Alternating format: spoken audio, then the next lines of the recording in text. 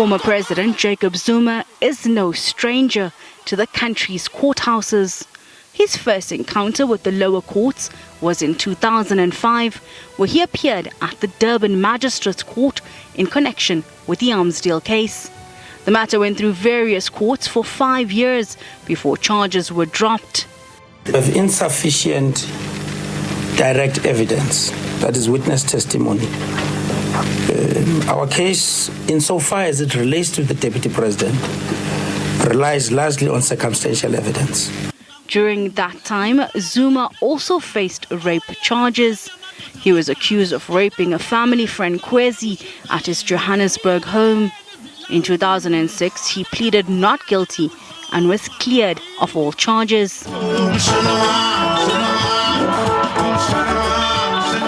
From his early run-ins with the law, Zuma was always supported by crowds outside the courthouse. In 2016, after fervent attempts by the opposition and others to get the arms deal corruption charges reinstated, the North Gauteng High Court set aside the decision to discontinue Zuma's prosecution. And 2 years later, the National Prosecuting Authority announced that 16 charges were being reinstated against Zuma, involving 783 alleged incidents of racketeering, corruption, money laundering and fraud. To consideration of the matter, I am of the view that there are reasonable prospects of a successful prosecution of Mr. Zuma on the charges listed in the indictment served on Mr. Zuma prior to the termination of the matter by Share SC. As a result, Mr. Zuma's representations are unsuccessful. Despite a bid for a permanent stay of prosecution, Zuma's corruption case continued. In May this year, he pleaded not guilty to all charges and applied to have the prosecutor removed from the case. But this was not his only court battle. In 2016, the Constitutional Court found Zuma had failed to uphold the Constitution and was ordered to pay back the money for upgrades to his Nkandla homestead.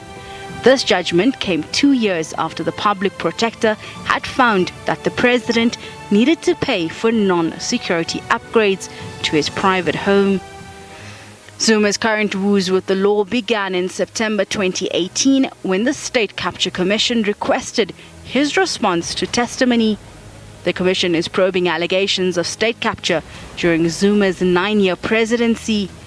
He was scheduled to appear from November 16 to 20th last year. On the 19th of November, Zuma left the inquiry without permission when Chair Raymond Zondo dismissed his recusal application. The commission then later complained with law enforcement agencies. A summons was sent to Zuma, subpoenaing him to appear before the commission. Zuma snubbed this, saying he was being victimized, leading the chair to approach the Constitutional Court earlier this year to order him to attend. The Apex Court instructed that Zuma was obligated to appear and could not remain silent. Mr. Jacob Zuma is ordered to obey all summonses and directives lawfully issued by the Judicial Commission of Inquiry into allegations of state capture, corruption, and fraud in the public sector, including organs of state. Zuma once again refused to present himself, claiming he was being victimized. On the 29th of June, Acting Deputy Chief Justice Sisi Kampepe found Zuma guilty of contempt of court and sentenced him to 15 months imprisonment. Zuma then approached the Pietermaritzburg High Court to prevent his arrest.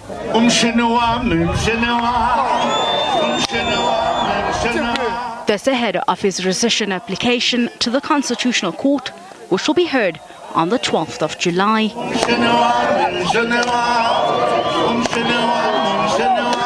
Hasina Gori, SABC News, Johannesburg.